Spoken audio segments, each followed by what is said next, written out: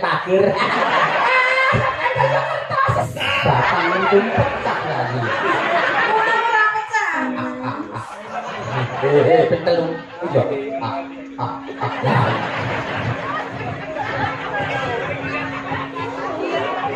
Iya. Tak dapat ini Pak dan kita silakan lagi. Nah,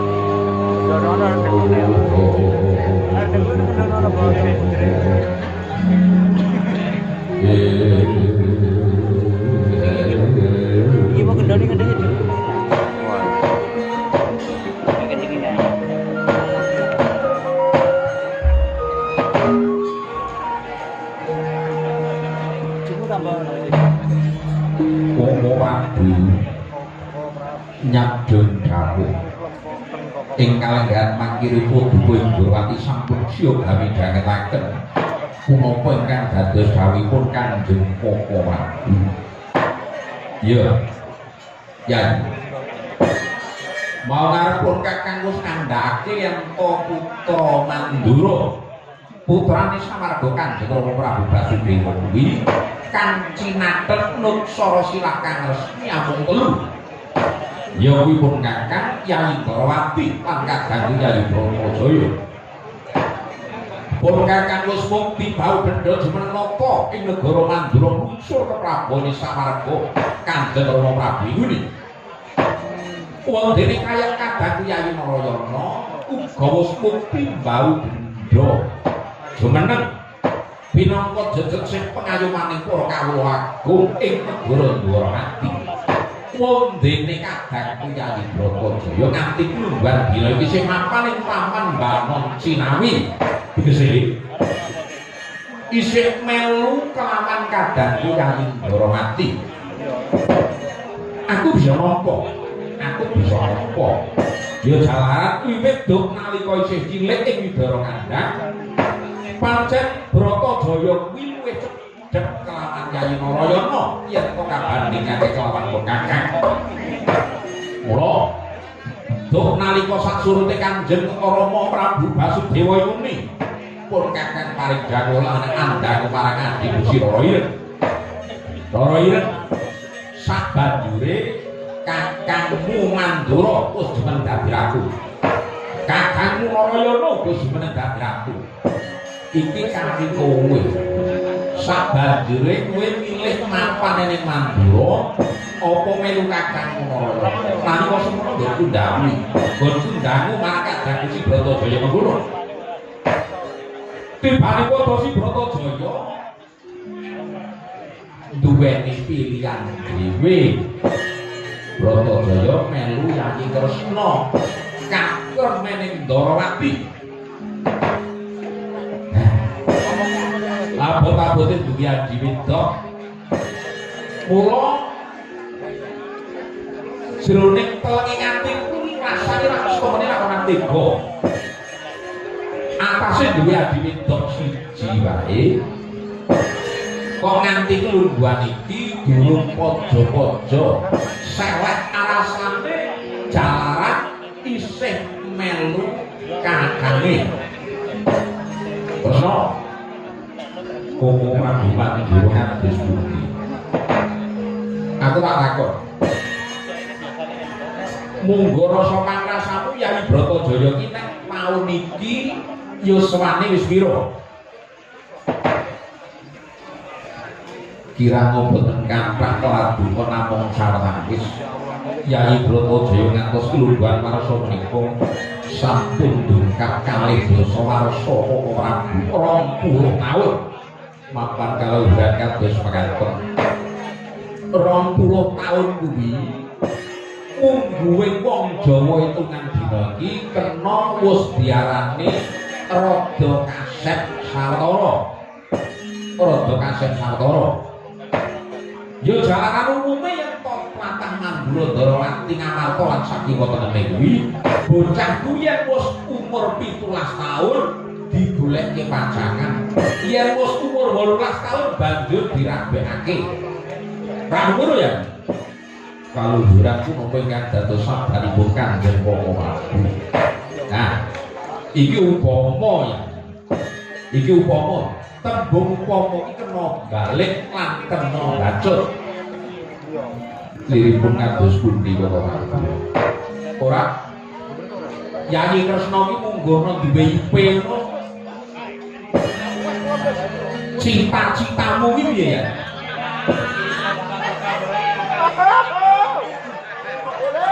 Wah, jangan cita-cita. Menengo setiaki menengo, iki rembug kuwi gati.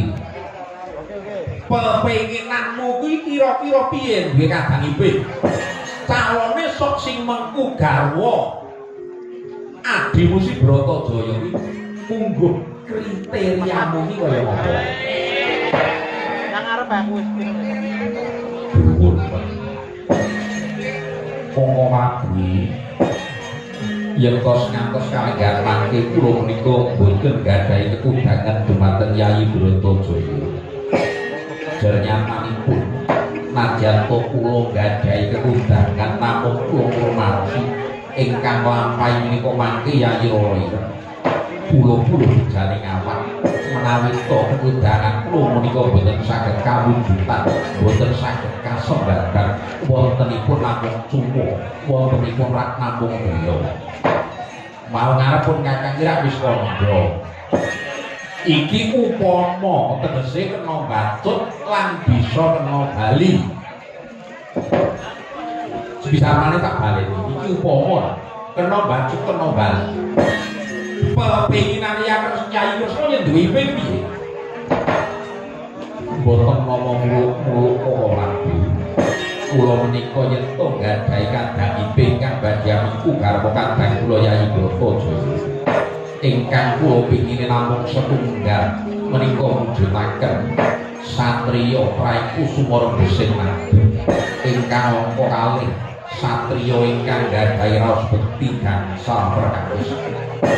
Bekti mantra kelakar kaluhuran para prabu. Dununge ning endi mampane sing kepiye? Koko Prabu.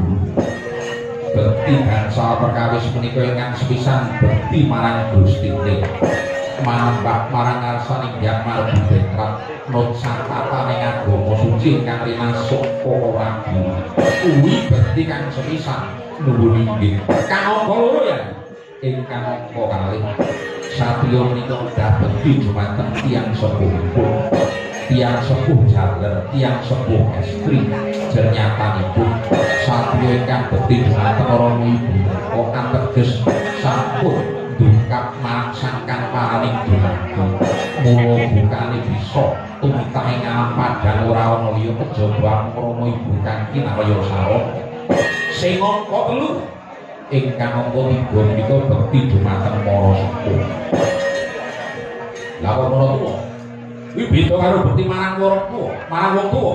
Benten Koko Prabu bedane tiyang sepuh menika ingkang lairaken menawi para tuwa menika ingkang menang paring swarga nikmating rasa. Oh iya ya anake dijaluk diwenehke. Nuwun iki. Sing angka 4 menika bekti marang guru. Tegese satriya menika kedah dunung asalipun sinten ingkang maringi secala pandhanging kedah menika ingkang dipun sukeni, kedah menika ingkang dipun beteni. Lah jangkeping sing angka 5 satriya menika kedah ngabekti marang negari, ngabekti marang waktu, kedah puwun tumapun tekti dumateng peranatan negara ingkang lumampah. Oh ono ya. Koko Prabu kaluhuran. Ya. Ya. Kuwi monggo rasa pangrasaku becik toraku ya sarujuk. Nanging mbok menawa beda penemu kuwi mestine rak ya dikeparangake to Yayi. Mergi Koko Prabu mapan sedaya titah ingkang gesang ing Arcapada menika sinewantep lan raos ingkang benten-benten. Pramila bilih menika ketudangan kula tartamtu boten sami kaliyan ketudanganipun Kanjeng Koko Prabu. Nah, ya kuwi. Yen pun Kakang duweni ketudangan sumiyen duwe kadang ipe kang mengku garwa adikku si Bratajaya mujudake satriya kang ben burine bisa lungsur ke Prabon jumenengahe lho. Lirik kados pundi Koko Prabu? Nah, yen satriya kuwi duweni hak pemenang ing tembe bakal unsur kepabon madhep dadi ratu menang nepak mbun-bunane wong Sanggara. Tegese satriya mau duwe kuwasa ing jagat gumelar dina iki ya. apa kang luwih dhuwur tinimbang panguwasa kang nguasani negara? Bebasa apa sanciptane ati? Pun kakek kowe iki kadangku Yayi Bratajaya kan wiwit cilik wis keloro-loro nggumbang nyerampil dadi derajate wong kere nalika semono. Aja nganti sok gedene, sok dewasane tetep nglakoni bakang padha. Mula aku iki Sembadra diwengku satriya kang tembene bakal dadi ratu. Kok ora bingung iki. Lah iki siji singkirku. Lah apa kira-kira Yayi Ndarawati kuwi wis duwe angen-angen. Wis duwe angen-angen. Kira-kira sapa? Kira-kira sapa kang bakal mepacangake kalawan kadangku Yayi Bratajaya? Ora buwaleh-waleh menapa. Yen tosipun nembe karancang rinantang jroning manah kula badhe utusan Kakang Patih Udawa. Lho, utusan Kakang Patih Udawa piye? Golek dina ngono piye? Golek dina ini rasa ado-ado. Mbah Kadriwi ngatasi. Mboten bab punika kula wabu. Nanging tosipun kula menika badhe utusan Kakang Patih Udawa supados sowan dhumateng negari Mandura. Matur dhumateng Kanjeng Koko Prabu nelakaken ngaturaken bilih kalenggar mangke kula menika sampun nampi nawala penglamar saking negari Ngamarta ingkang dipun kapastani Yayi Prabu Darmakusuma wondene Suraosing nawala penglamar menika kepengin mundhut garwa kadang kula Yayi Bratajaya Jinatu Krama Yayi Pangah Pandhawa kadang kula Yayi Permadi Koko Prabu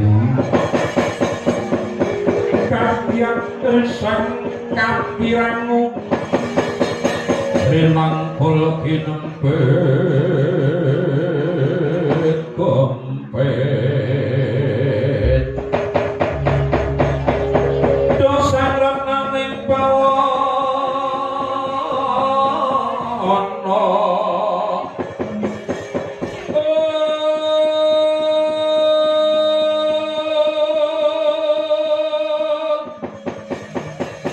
ya gitu kan walang hati ya gitu kan nasib ya ya gitu kan kudu garing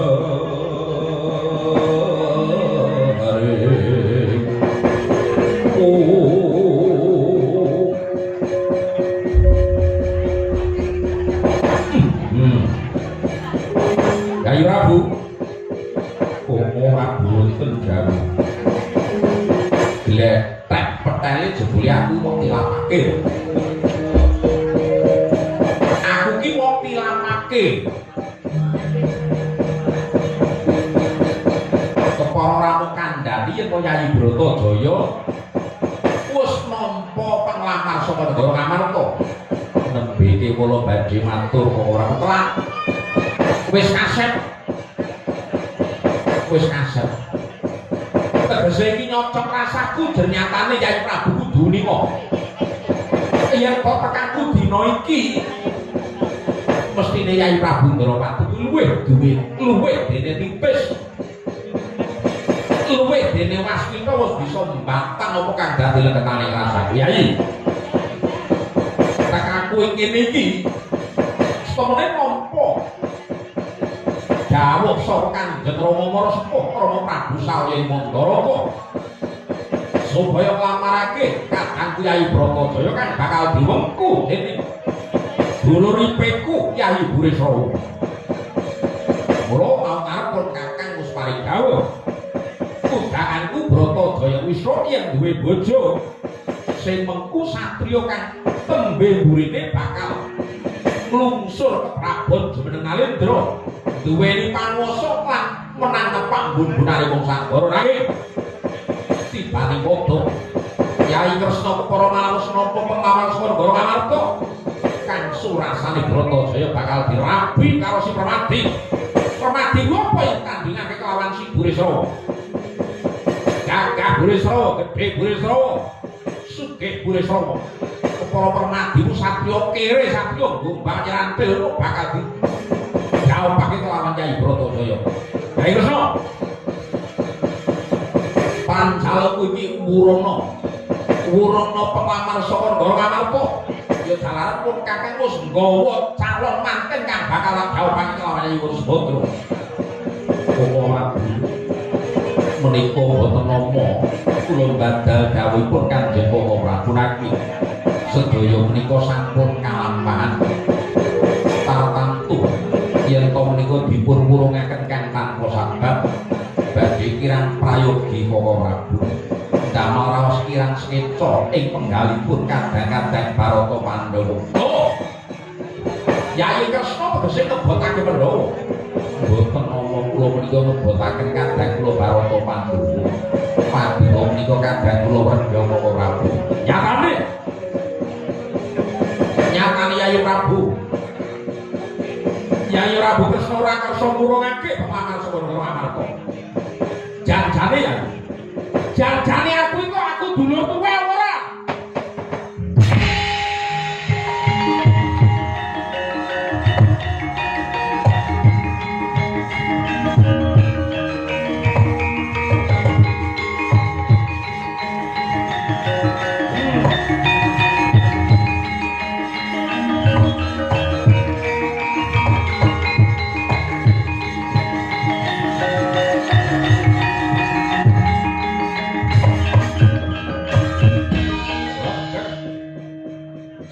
Pindha tugu Sinokanto napa Ndrawati Prabu Sri Bathara Kresna. Tan kuwawa Hamang sulipun napa ingkang dados mesguling raos napa Mandura Prabu Sri Baladewa. Tidhem jroning pananggilan nakala sampun saru gemetring Jawi. Miyakan samel tinangkil nggih semaning Nalindra Muda Pringgondani Prabu Anabharya kanthi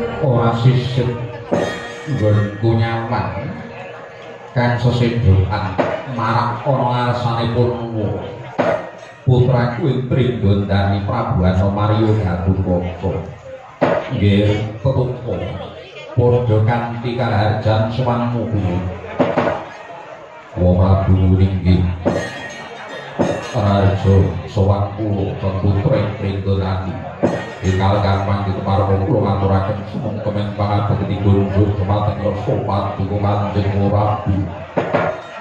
Iya Gatotkaca wis tak apa sira ngaturake sumeng marang kula. Ora liwat pangestu kuwadyaki tanpa mono nggih. Wa Prabu kadang kapundi. Wa Prabu Mandura kula ngaturaken sumeng kemen pangabekti kunjuk sopan dukungan Kanjeng Prabu. Iya. Anakku wong bagus, anakku wong jarot. Tetungko wis tak apa sira ngaturake panabekti marang kula. Pangestuku diake tanpa mono nggih. Lho iki kabundi kadosa jimat saya mingguhi kanthi kaya ora Prabu Mandura. Yang Prabu kanthi cara harga kalau yang Prabu Gatotkaca ini dorong kene ya. Jangan Mas para garuda iki para bekti kula mugi iya. Wis tak apa yang Prabu kasto tanpa ngono ya Ji. Jangan Mas mugi sampun kula lampi. Der dan papaning sukul bumi ngapuraken berbagai kami juga dikir paman setia diluriki sungkem kula diwujud diluriki Prabu sowan kula ingkang pangki waleh-waleh menapa keputra ing Pringgondani dinungko dening Prabu Darmakusuma ingkang mangking pramila daya-daya ing kula sowan dhumateng ngarsa Ratu Kanjeng Prabu pramila menawi wonten suwek kampung kula sacengkang nyadul duka kemarang kawahen pidana dhumateng keputra ing Pringgondani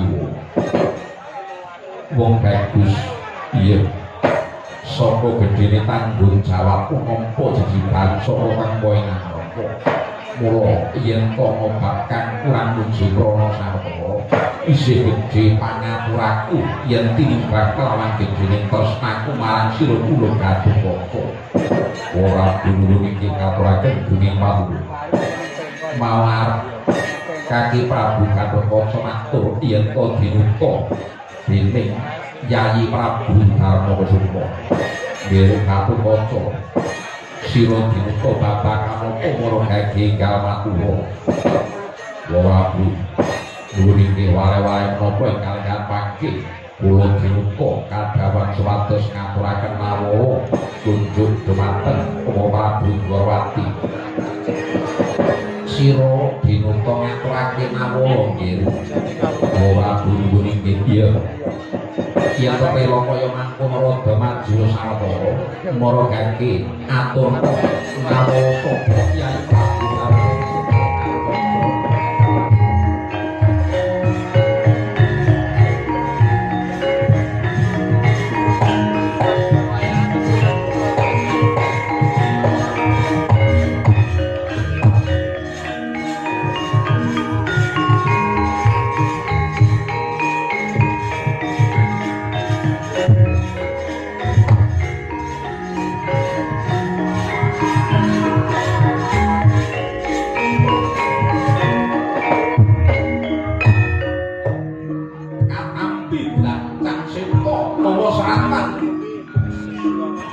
jroning kalih Sanata Kresna yen tiba-tiba jroning panggalih gandeng meka ngamarta yen dawanan senggah gawe temanten namung pekewet jroning raos Sang Prabu Kresna badhe paring pawangsulan gandeng kandhang mangke tinenggan dening Rangkanata Prabu Sri Baladewa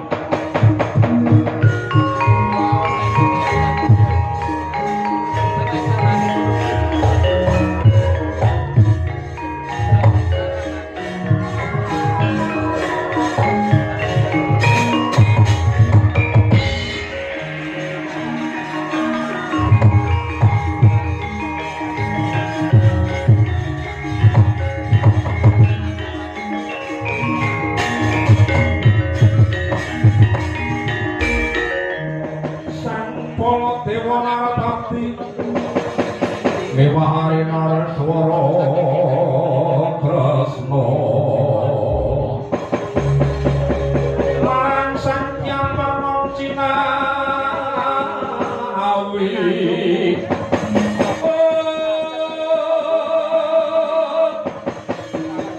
kalangkung ing tresnanira bila tansah kanya warga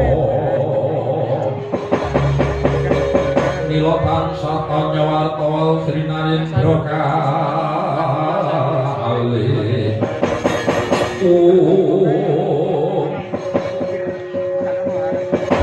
Kyai Rabu Koko Madiyo niki sajak leged jroning rasa bareng nampa layang saka Aruwaca apa Yai Surasana nyadun duka Koko Prabu menika suraosing nawula badhe kula wangsuli 7 dinten ingkang badhe dateng ora Cubriya jroning rasaku apa dikeparengake pun Kakang Narbuka surasaning nawula Koko Prabu prayoginipun menika kula pribadi ingkang mau Kyai pun Kakang dulur tuwa diparengake apa prayoginipun kuwi kula kemawon ingkang Narbuka suraosing nawala menika aku tak delok kowe dhisik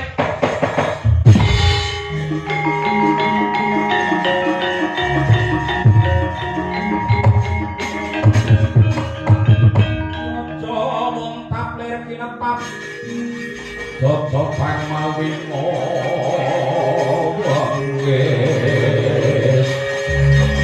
Kumega padoning mati soring Joko malatulatu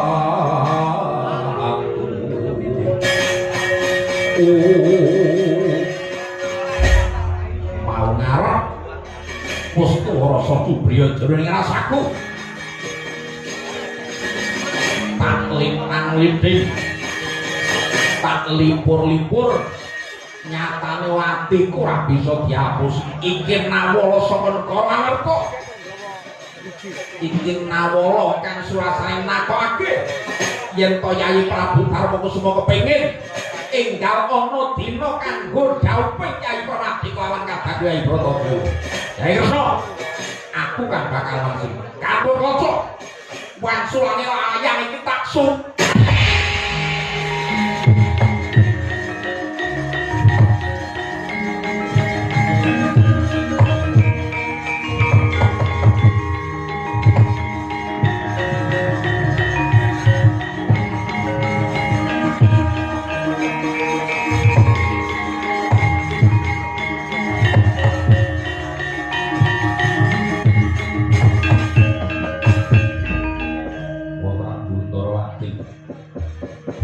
kados pundi menika Aroso ora perlu takon marang Ndawati sing nyauri Baladewa kowe ngerti apa ora isi layang iki mau Prabu kula namung sipating buta wenang pundi wenang Narbuka suraosing nawala ing madyane margi yen to ngantos wonten suwening blancang jaba kula ingkang kinarya congkok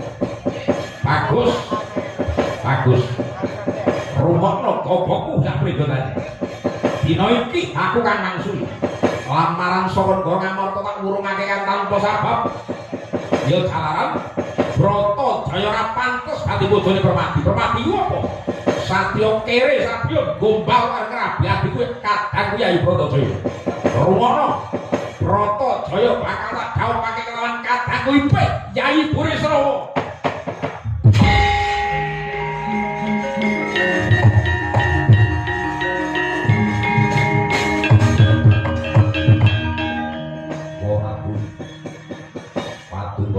tiyang sepuh paduka menika tiyang sepuh sanes tiyang sepak tegese piye kekaipun tiyang sepuh menika kenging damel maudran saking kenging menapa ing kalegan pangki kula menika dipun kengket dipun sowan dumateng Negari Dwarawati ingkang kula sowani menika Wa Prabu Kresna nanging punapa ingkang dados sabab ngantos paduka Kanjeng Wa Prabu Mandura ingkang duka ingkang dawaken duka dumateng kula teman awek-awek belancang seta ingkang mujudaken awala saking kari amarga mundur kari Dwarawati aku uga duwe menangan padha kanthi bawadan menapa aku kuwi dulure tuwa Kyai Dwarawati kadang sepuh menika urupaning kulawarga aku ki Nalendra Mandura Nalendra menika menawi wonten Mandura menawi wonten kari Dwarawati menika derajatipun kathah karo Prabu Baladewa kuwi padha Wa Prabu menika tampun kathah karo Wigayo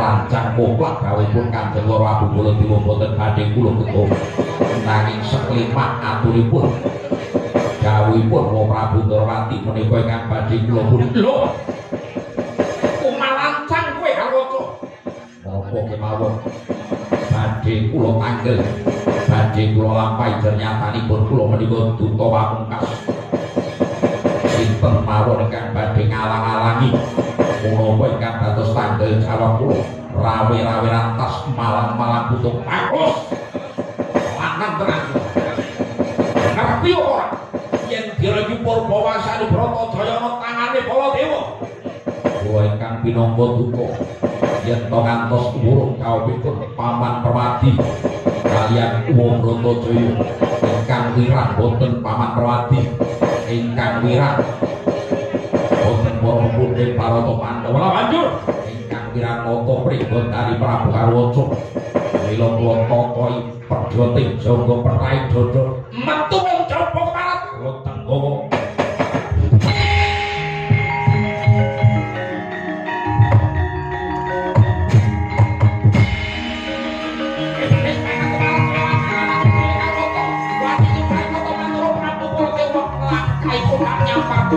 ayo otomelan dina saweta iki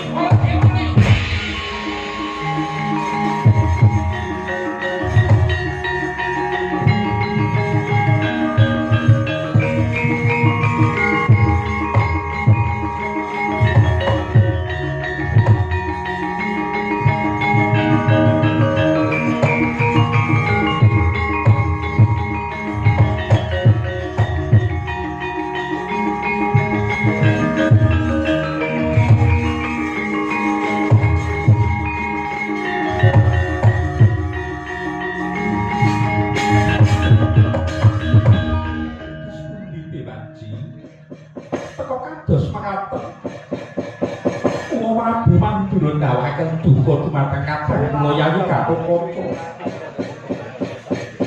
Samba dos pundi Dewaji mestine sira ora pangling lagak lagu-lagiane wong atuamu Mandura pancen ya kaya mengkono kuwi ampun kaget nggih menika dipun anggep biasa kemawon gandeng umpama menika pancen darah tinggi darah tinggi menika menapa Paman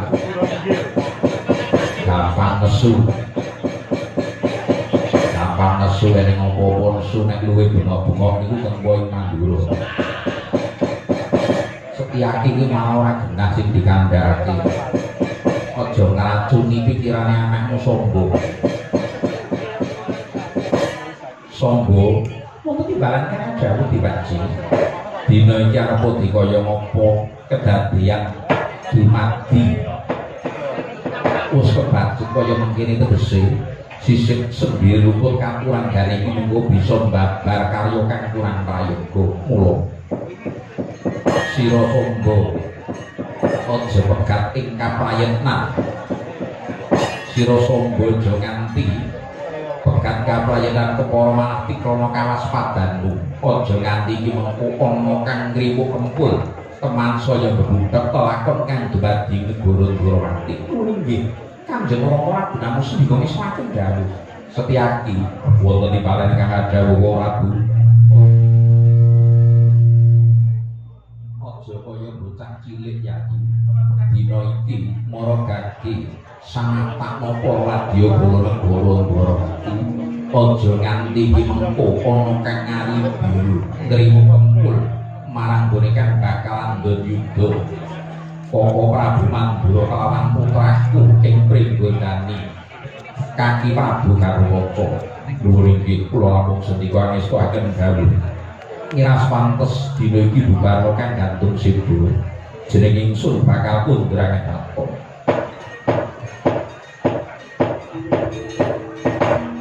Usra sabdaning Sang Maha Prabu Sri Bathara Kresna kemarang ngarsa pundrang apa biar ngarsa mangkep sambil candrane hamuji syukur mring ngarsaning Gusti